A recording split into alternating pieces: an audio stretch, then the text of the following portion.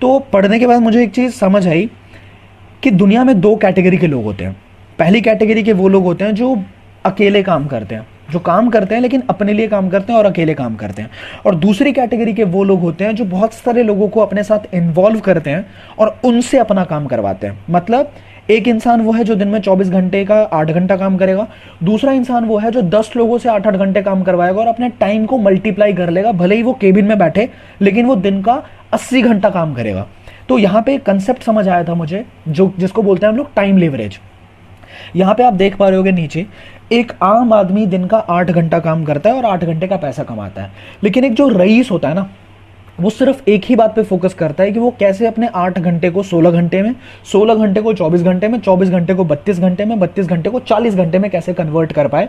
वो सिर्फ एक ही चीज़ पे ध्यान देता है, राइट। तो मतलब यह है कि हर रईस इंसान अपने 24 घंटे के साइकिल को ब्रेक करने की कोशिश करता है, लोगों को इन्वॉल्व करके लोगों से काम करवाने की कोशिश करता है।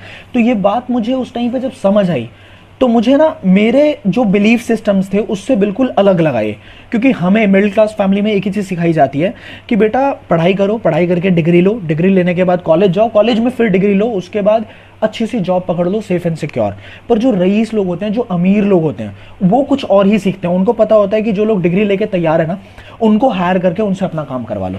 तो मैं जो ये बात बोल रहा हूँ इसका मतलब ये नहीं कि मैं पढ़ाई के बिल्कुल खिलाफ हूँ, मैं बिल्कुल भी खिलाफ नहीं हूँ। पढ़ाई बहुत ज़रूरी है। इनफैक्ट अगर मैं पढ़ा लिखा ना होता तो शायद मैं आपसे बात भी नहीं कर पाता, क्योंकि हमें एक ही चीज़ सिखाई गई है कि अगर हम पढ़ाई करेंगे तभी हम लाइफ में सक्सेसफुल हो सकते हैं। तो पढ़ाई करना ज़रूरी भी है, पर मैंने एक फैक्टर देखा जिससे मेरा दिमाग थोड़ा सा यू कैन से कि मैं थोड़ा सा अपोजिट सोचने लग गया। क्योंकि मेरे से 3-4 साल जो बड़े थे, मेरे से 3-4 साल पहले के बैच के जो लोग थे, उन्होंने भी पढ़ाई करके बहुत अच्छे परसेंटेज लिए थे। पर जब वो कॉलेज से बाहर निकले तब वो आई सॉ देम कि they were struggling.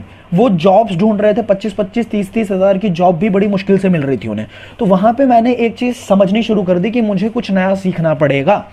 And then I realised कि लोग तभी अमीर बनते हैं जब वो अपने साथ बहुत सारे लोगों को इन्वॉल्व करके उनसे काम करवाएं और पैसे कमाएं। तो वहाँ पे मुझे एक बात समझ आई कि अगर मैं ऐसा करूँ तो मुझे एक कंपनी खोलनी पड़ेगी।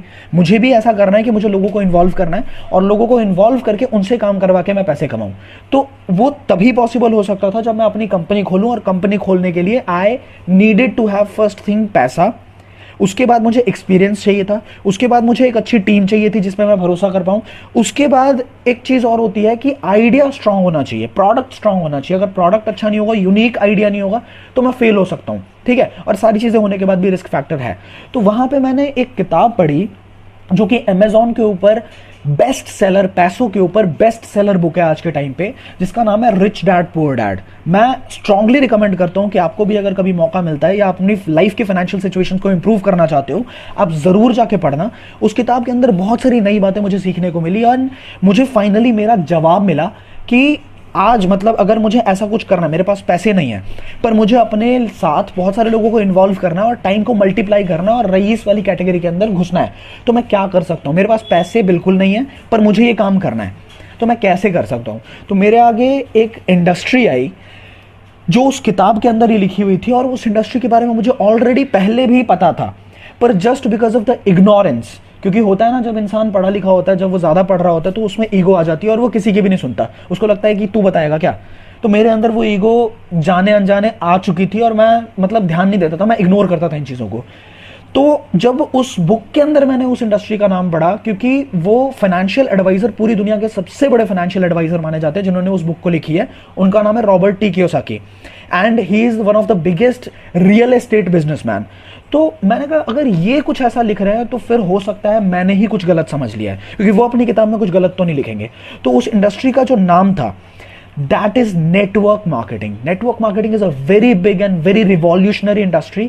पर मुझे पता है, मुझे सुनने वाले अभी 3 कैटेगरी के लोग होंगे। एक उस कैटेगरी के लोग होंगे जो नेटवर्क मार्केटिंग को बहुत करीब से जानते हैं, and I can guarantee this कि जो इंसान नेटवर्क मार्केटिंग को करीब से जानता है वो इस बिजनेस को बिना किए रह ही नहीं सकता, ये मैं गारंटी दे सकता हूँ।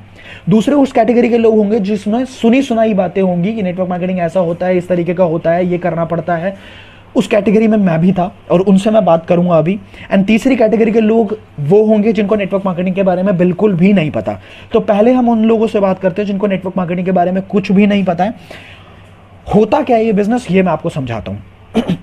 सी, जिस तरीके से एफिलिएट मार्केटिंग होती है ना, एफिलिएट मार्केटिंग जिस तरीके से होती है, डिजिटल मार्केटिंग जिस तरीके से होती है, उसी तरीके से मार्केटिंग का एक विंग है जिसको बोलते हैं नेटवर्क मार्केटिंग।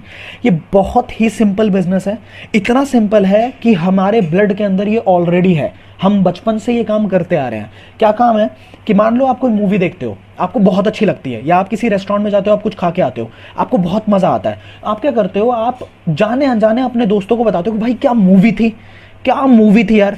और आपकी एक्साइटमेंट को देखता हुआ आपका दोस्त भी मूवी बुक करता है, टिकट, और चला जाता है मूवी देखने के लिए, जस्ट बिकॉज आप एक्साइटेड थे। आप एक बात को नोटिस करो कि क्या आपने वहां पे टिकट बेची? आपने टिकट नहीं बेची, पर टेक्निकली देखा जाए तो टिकट आपके एक्साइटमेंट की वजह से ही बिकी है, नहीं तो नहीं बिकती। लेकिन डायरेक्टर आपको कोई पैसे देंगे क्या? नहीं देंगे। दैट इज द अगली पार्ट ऑफ दिस थिंग। यहां पे लिखा हुआ है the irony here is we do not get paid for the recommendations. और मैंने ये इसलिए बोला कि हमारे ब्लड में है कि आप देखो कि ढिंचैक पूजा को बिल्कुल जीरो से बिग बॉस तक पहुंचाने वाले हम ही लोग हैं। हम फ्री की एडवर्टीजमेंट लोगों की करते हैं। प्रिया प्रकाश वॉरियर जो आईब्रो वाली लड़की थी, रातों रात उस वीडियो को इतना शेयर किया कि इंस्टाग्राम पे मिलियंस में फॉलोअर्स चले गए थे। मतलब ये हम ऑलरेडी करते हैं, पर हमें इसके पैसे नहीं मिलते, राइट। दुनिया में दो कैटेगरी के लोग हैं, एक वो जो किसी भी चीज़ की एडवर्टीजमेंट करेंगे तो पैसे कमाएंगे, जैसे स्टार्स होते हैं, 10 सेकंड के लिए भी किसी चीज़ की तारीफ करेंगे तो पैसे लेंगे। और दूसरी कैटेगरी के लोग वो होते हैं जो फ्री की एडवर्टीजमेंट करते रहते हैं। तो मैं आपसे एक सवाल पूछूंगा कि आपको अगर मौका मिले दोनों में से किसी एक कैटेगरी में आने का, तो आप किस कैटेगरी में आना पसंद करोगे? बहुत ऑब्वियस है, आप बोलोगे कि पैसे जिसमें मिलते हैं उस कैटेगरी में आना पसंद करूंगा। तो नेटवर्क मार्केटिंग की ब्यूटी यही है कि आपको अगर कोई चीज़ पसंद आती है, आप अगर किसी चीज़ से सेटिस्फाइड हो, अगर आप उसकी एडवर्टीजमेंट करते हो प्रोफेशनली सीख के, ऐसे नहीं। दो तरीके से एडवर्टीजमेंट होती है, एक होता है च्युइंगम बन के कि लोगों को चिपक के आप बता रहे हो कि भाई सुनना, भाई समझना, मेरे पास ये प्रोडक्ट है, ये कंपनी बहुत अच्छी है, एक बार सुन तो ले। अक्सर लोग इस तरीके से काम करते हैं, पर यहाँ पे प्रोफेशनली बहुत सारे तरीके ऐसे हैं जिससे आपको लोगों के पास जाने की जरूरत नहीं है। You will become a magnet and people will be attracted towards you. They will come, they will ask कि भाई व्हाट डू यू डू, और फिर उस टाइम पे आप बता सकते हो। तो वो सिस्टम मैं आपको सिखाऊंगा, that is the part of the training. बस यहाँ पे आप सीख सकते हो, इतना जान सकते हो कि जब आप एडवर्टीजमेंट करते हैं प्रोफेशनली सीख के, तो वहां पे जो टर्नओवर जनरेट होता है आपके दम पे, आपकी वजह से, उस पे आपको अच्छा खासा रेवेन्यू जनरेट होता है और वो आपको कंपनी पे करती है, राइट। आगे बढ़ते हैं। अगर हमें किसी इंडस्ट्री के बारे में जानकारी लेनी है कि हम करें या ना करें, तो सलाह किससे लेंगे? जो इंसान उसके बारे में ABCD कुछ भी नहीं जानता, या जो इंसान उस फील्ड के अंदर एक्सपर्ट है? आप मुझे बताइए सिंपल शब्दों में कि अगर मुझे कनाडा जाना है तो मैं ऐसे इंसान से पूछूंगा जो कनाडा जा चुका है या वहां रहता है, या ऐसे इंसान से पूछूंगा जो दिल्ली से बाहर नहीं निकला? आप बोलोगे वैसे पहले वाले से पूछूंगा मैं। तो सिमिलरली अगर मुझे 1 लाख रुपए महीने के कमाने हैं, तो मैं वैसे इंसान से पूछूंगा ना जो 1 लाख रुपए कमा चुका है या उससे बहुत ज्यादा कमा चुका है।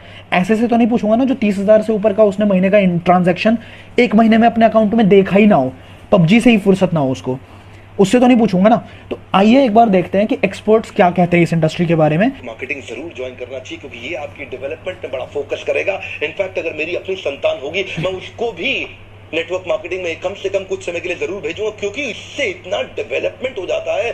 जहां पे पीपल अच्छा हो और फिलॉसफी अच्छा हो, उन लोगों के बीच में आपका अपना ग्रोथ बहुत हो जाएगा। आप सफल हो या ना हो, कोई समस्या नहीं है। कैन यू इमेजिन, जो इंसान जिसके पास पैसे की बिल्कुल भी दिक्कत नहीं है, ठीक है, जो घंटों के लाखों में कमाते हैं, वो अगर ये बात बोल रहे हैं कि मेरी खुद की संतान जब इस पृथ्वी पे आएगी मैं उसको भी नेटवर्क मार्केटिंग में जरूर डालूंगा, क्योंकि वहां पे जो सीखने को मिलता है दैट इज अनमैचेबल। तो आप समझ सकते हो कि ये कितनी पावरफुल इंडस्ट्री है। आप लेफ्ट साइड पे देख रहे हो कि डोनाल्ड ट्रंप जो कि दुनिया के सबसे बड़ी शक्ति के प्रेसिडेंट हैं अभी, वो नेटवर्क मार्केटिंग के बारे में क्या बोलते हैं। आप यूट्यूब पे जाना, आप सीधा टाइप करना Donald Trump about network marketing and you can see कि वो इस इंडस्ट्री के बारे में क्या बोलते हैं। आप राइट साइड पे देख पा रहे हो टोनी रॉबिन्स, जिनका नाम एंथोनी रॉबिन्स है, एंड ये बहुत बड़े स्पीकर, बहुत बड़े ऑथर, जिस तरीके से विवेक बिंद्रा इंडिया के स्पीकर हैं, इंडिया में बहुत ज्यादा बिजनेस कोच माना जाता है इनका। सिमिलरली टोनी रॉबिन्स को वर्ल्ड वाइड बहुत बड़ा नाम है इनका, और ये क्या बोलते हैं नेटवर्क मार्केटिंग को लेके, ये आप जाके यूट्यूब पे जरूर देख सकते हो। और आगे चल रहे हैं हम। डायरेक्ट सेलिंग की गवर्नमेंट के आंकड़े डायरेक्ट सेलिंग को लेके बहुत पॉजिटिव हैं। यहाँ पे फिक्की KPMG की रिपोर्ट है कि भारत की जो नेटवर्क मार्केटिंग इंडस्ट्री है वो 64,500 करोड़ को क्रॉस कर देगी 2025 तक। मतलब गवर्नमेंट के आंकड़े बहुत ज़्यादा पॉजिटिव हैं इस इंडस्ट्री को लेके। और पूरे भारत की सबसे प्रेस्टिजियस ऑर्गेनाइजेशन जो स्टूडेंट्स के लिए है वो दिल्ली यूनिवर्सिटी में बीकॉम ऑनर्स के अंदर सिलेबस में network marketing as a subject पढ़ाया जा रहा है। तो मेरे कहने का सिंपल सा मतलब है कि ये बहुत बड़ी इंडस्ट्री है, और अगर कोई बहुत बड़ी इंडस्ट्री होती है ना, तो उसमें सच्ची चीजें भी होती हैं और बुरी चीजें भी होती हैं, नकली चीजें भी होती हैं। तो ये आप पे डिपेंड करता है कि आप कितना रिसर्च करते हो और आप अच्छी कंपनी किस तरीके से ढूंढ पाते हो। समझ आई बात? मतलब मान लो आज मार्केट में 2000 का असली नोट है, तो मार्केट में आज 2000 का नकली नोट भी है, लेकिन आज से ठीक 5 साल पहले 2000 का असली नोट मार्केट में नहीं था, तो नकली नोट भी नहीं था। तो इससे एक बात क्लियर होती है कि नकली का जो अस्तित्व है वो कहीं ना कहीं कोई ना कोई चीज असली चलेगी, तभी नकली चल सकती है, राइट? तो हम आगे चलते हैं, समझते हैं कि मैं नेटवर्क मार्केटिंग क्यों मैंने शुरू किया, और अगर आप करोगे या कोई भी इंसान अगर नेटवर्क मार्केटिंग को शुरू करता है तो वो किस रीजन से करता है, क्या चाहिए होता है उसको। तो पहली चीज पैसिव इनकम के लिए करता है इंसान। पैसिव इनकम का मतलब यह है कि मैं अगर काम ना भी करूं, मतलब अभी तो मैं काम करूंगा, 1 साल में बिल्ड करूंगा, 1.5 साल में बिल्ड करूंगा, बिल्ड करने के बाद अगर मैं काम ना भी कर पाया तो क्या मुझे पैसे आते रहेंगे? तो नेटवर्क मार्केटिंग में इसका जवाब हाँ है कि अगर आप एक पैसिव इनकम चाहते हैं, अगर आप चाहते हैं कि आप 1 साल 2 साल तक पाइपलाइन को बिल्ड करें और उसके बाद आप काम ना करें, तो आप जब नल का खोलोगे ना, पाइपलाइन आपने बिछा दी है, आप जिस दिन नल खोलोगे उस दिन आपके घर पे पैसे आने शुरू हो जाएंगे, आप पे पानी आना शुरू हो जाएगा। समझ गए? तो नेटवर्क मार्केटिंग पैसिव इनकम के लिए की जाती है। दूसरी चीज एक्सपोनेंशियल ग्रोथ। एक्सपोनेंशियल ग्रोथ कैसे होती है ये आने वाले स्लाइड्स में मैं आपको दिखाने वाला हूं, बट आप ये समझ लो शॉर्ट में कि अगर 500 रुपए की इनकम आज है और आप चाहते हो कि आने वाले 6 महीने में 50,000 रुपए की इनकम आ पाए, तो that is possible into network marketing. And third point जो मैंने प्रैक्टिकली बहुत एक्सपीरियंस किया है, and I can guarantee you कि एक इंसान जो कॉमन मैन है और वो चाहता है कि वो फेमस हो पाए और उसको रिस्पेक्ट मिल पाए, network marketing can prove to be the best industry for that person. I have practically experience so much of respect. So ये तो मैं फैन हूं इस चीज का कि नेटवर्क मार्केटिंग एक इंसान को बिल्कुल फर्श से अर्श तक का सफर तय करवा देती है। आगे चल रहा है, नेटवर्क मार्केटिंग किस तरीके से काम करता है ये समझिए आप अगले 1 मिनट के अंदर। मान लो आप यहां हो, आपको कोई चीज पसंद आती है, आपने प्रोफेशनल तरीके सीख लिए, आप च्युइंगम की तरह नहीं जा रहे हो, आपने प्रोफेशनल तरीका सीख लिया कि आप लोगों को कैसे बताओगे। आपने वर्ड ऑफ माउथ की प्रमोशन करी, आपने 10 लोगों को बताया इसके बारे में। 10 लोगों को जब बताया, अगर आपको कंपनी पसंद आई, अगर आपको प्रोडक्ट्स पसंद आया, अगर आपको ये कंसेप्ट पसंद आया, उनको भी पसंद आएगा, नेचुरल है। अगर उनको पसंद आएगा, वो अगर आपके साथ एसोसिएट होते हैं, तो कुछ ना कुछ कंपनी की सेल्स होगी और टर्नओवर जनरेट होगा। उस टर्नओवर पे कंपनी आपको एक परसेंटेज देती है, मान लीजिए 10% आपको दिया, ठीक है। अब दुनिया में हर इंसान पैसे कमाना चाहता है। जो 10 लोग आपके साथ एसोसिएट होंगे वो भी चाहते हैं कि वो पैसे कमा पाए, तो आपने उनको सेम चीज सिखानी है जो चीज आपने की थी। आपने 10 लोगों के साथ शेयर किया था, वो भी जब 10-10 लोगों के साथ शेयर करेंगे तो आपके चैनल से 100 लोग आपके चैनल के अंदर आ जाएंगे, आपकी टीम के अंदर 100 लोग आ जाएंगे। और 100 लोग अगर सेम काम करते तो 1000, और 1000 के बाद 10,000 लोग होते हुए टाइम नहीं लगता। हो सकता है आने वाले 1 साल, 1.5 साल, 2 साल के अंदर आपका नेटवर्क 10,000 लोगों का फैल जाए। अब आंकड़े अगर आप देखो, मान लो 10,000 लोग सिर्फ 1,000 रुपए का टर्नओवर अगर कंपनी को दे रहे हैं, सिर्फ 1,000 का, तो कंपनी का 1 करोड़ का टर्नओवर जनरेट हो रहा है। और 1 करोड़ का टर्नओवर पे कंपनी अगर सिर्फ 10% भी आपको देती है तो 10 लाख रुपए की इनकम बुरी नहीं है। बुरी है क्या? आप खुद बताइएगा। तो यहां पे ये नो लिमिट्स तक जा सकता है। मतलब नो लिमिट्स मतलब अल्टीमेटली नो लिमिट्स, कोई लिमिट नहीं है इसकी। और यहां पे एल्बर्ट आइंस्टाइन ने भी एक बात बोल दी कि this compounding effect is the 8th wonder of this world. 8वां अजूबा है ये कंपाउंडिंग इफेक्ट। तो